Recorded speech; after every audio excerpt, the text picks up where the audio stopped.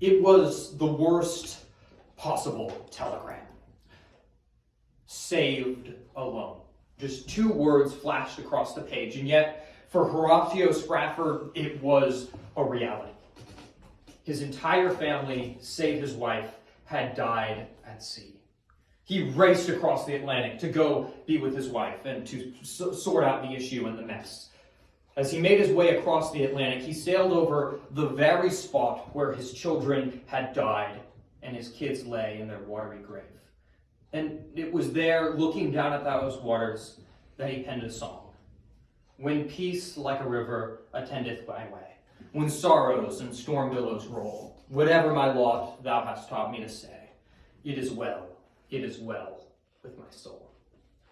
I have never had to go through anything nearly as traumatic or traumatizing as Horatio Spafford, and I pray I never will. But I think many people, we go through lots of different trials, difficulties, and challenges all throughout our lives.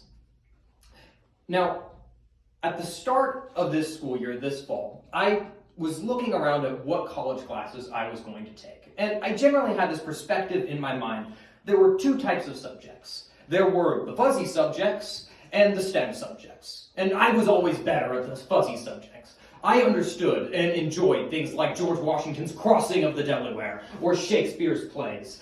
However, things like chemistry and algebra, they terrified me. People who could do them were incredibly impressive, but I was not one of them. I figured, though, it's music theory. It's got to be one of the fuzzy subjects, right?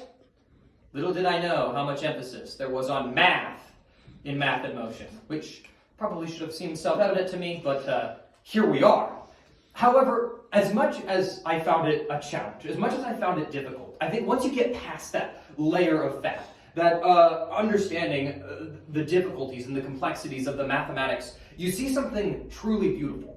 Because music isn't just purely a STEM subject. It isn't just numbers bouncing around across the page. But what music theory is it's understanding the machinery and the mechanics behind the beauty, behind the art. It's the machine behind the portrait. And, well, I think it's an important thing to understand and, well, relish in. So let's understand the mathematics behind the work of art that is music. So over the course of this course, we've been examining music theory and different ways in which we analyze scores. Now, this right here is a measure from the song Peace Like a River. Now, what I'm going to go over is essentially how you deduce 2 different things that we learned how to find within this course, namely that of finding the Roman numeral and then these 2 numbers over here. So let's dive into that. So the first step in deducing both of these questions is figuring out what key the song is in. Now, to figure out the key for any song, you're going to be looking and trying to see if there are any sharps and flats here on the left. Now, when Peace Like a River is in the key of C. And we can know this because there aren't any sharps and flats, and so therefore we deduce it's in the key of C. Now, what you want to do after that is essentially find the root note. Now, in finding the root note, what you want to think about is you want to look at the different notes you have. So here we have G, C, and E, and you want to try to apply it into a closed triad, which I know sounds like a complicated term, but essentially the idea is pretty simple. Just think about it like every other note being played. So on a piano keyboard. So C, E, and G.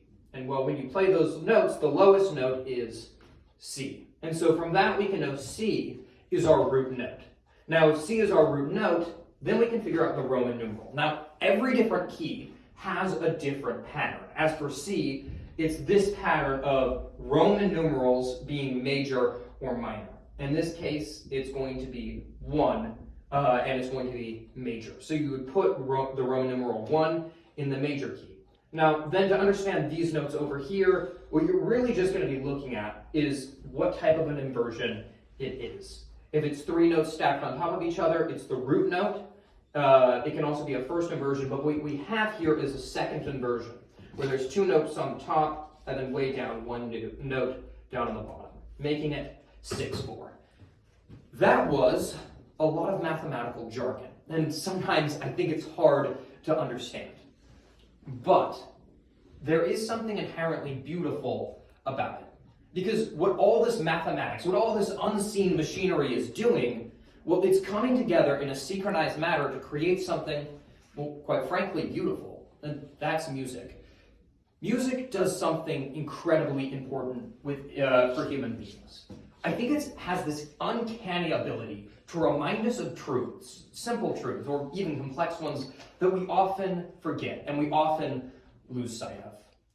When we think about worship music, we often think about it in the sense of praising God and singing praises towards God. But one thing you can also do is speak truths one to another. And I think there's something really impactful to me about this song. Even though I found music theory a challenge, well, there was a sort of comfort in it. Peace like a river. So whatever your challenge is, whether it's something like you have where you struggle with the fuzzy subjects, or maybe you're like me and you struggle with more STEM subjects, or whatever challenge, whatever hill, whatever battle you're facing, I think this song can help us remember, well, when peace like a river attendeth my way, when sorrows and storm billows roll, whatever my lot thou hast taught me to say, it is well with my soul. And that is the power of music. Thank you.